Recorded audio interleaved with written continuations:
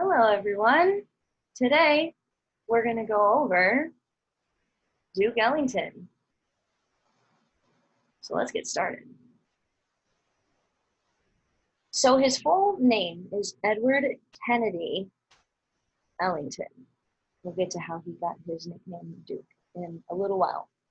He was born April 29th, all the way back in 1899, and he passed away May 24th, 1974. So Edward Kennedy Ellington was born in Washington, D.C. At the age of 7, he began taking piano lessons. His mother surrounded him with dignified women to reinforce his manners and teach him to live elegantly.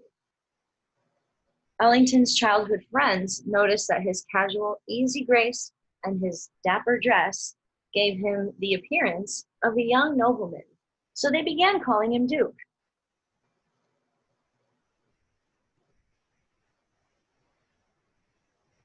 He's an American composer, pianist, and band leader of the jazz orchestra.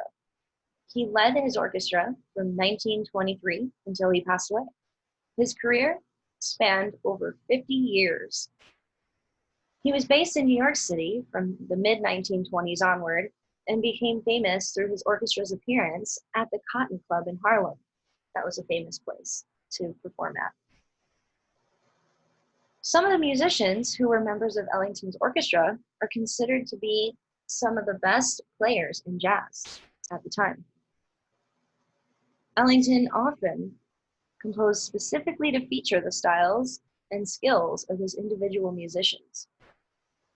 He wrote more than 1,000 compositions, the largest recorded personal jazz legacy, with many of his works having become jazz standards.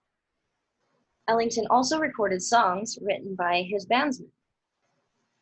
Due to his inventive use of the orchestra or big band, Ellington is generally considered to have an elevated perception, he was considered to have elevated the perception of jazz to an art form on par with other more traditional musical genres.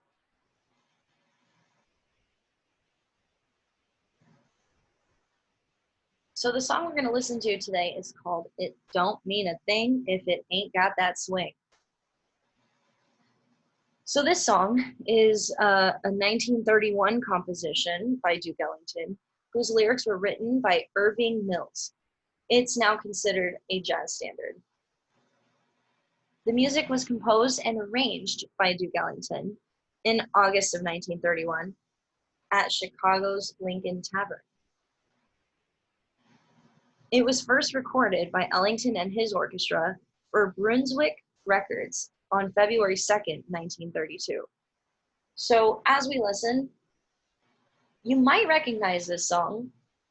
You might not, but if you do, this is the original performer and the original composer. So this song's been redone by many different artists, and I'm sure you could probably even look that up on YouTube as well if you just type in the name. So let's take a listen.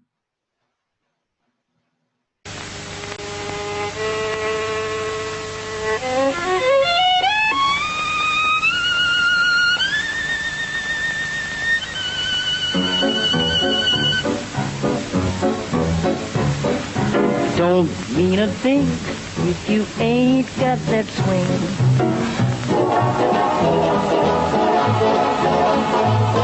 It don't mean a thing, all you gotta do is swing.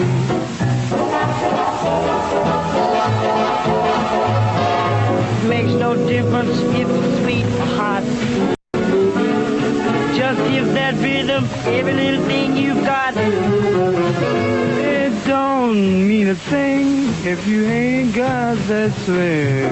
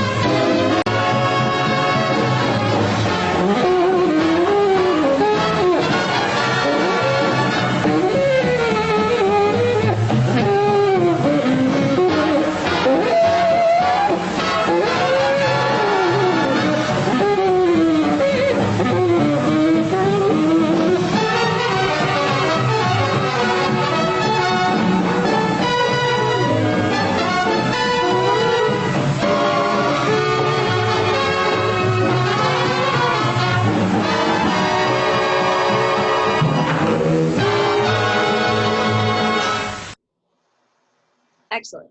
Thanks for listening. I love that it paused right on that image that we're looking at right now. So I want you to take a look right here. In case you saw that while we were watching and you're thinking to yourself, what is that? Well, it's the end of a plunger. A clean one, of course. This was a popular technique that was done in jazz around this time and even used to this day. It makes the sound of the trumpet and the trombone sound a little bit different. So they use it as a mute, which makes the sound a little bit muffled and it makes it sound less loud. There was also another mute that is slightly different from the one that you see now, and it isn't a plunger. It was already attached to a trumpet, and it was kind of on the inside of the horn of the trumpet, and we call that a mute as well. It was made of metal. Now that one is used for the trumpet, but we can also use the end of a plunger for a trumpet as well to mute the sound and to tweak the sound and make it sound different as well. The mute that's on the inside of the trumpet that's already inside, that's metal, is still called the same thing, but it makes it sound slightly different and less, I would say, like different sounding than it would be from a plunger. Anywho, I just wanted to point that out. So if you wanted to go back and take a look at how it changed the sound, you're more than welcome to just back this video up and just watch it again. So thanks for listening, and next week we will go over the another song of his, and we'll learn a little bit more about Duke Ellington as well. Thanks for listening.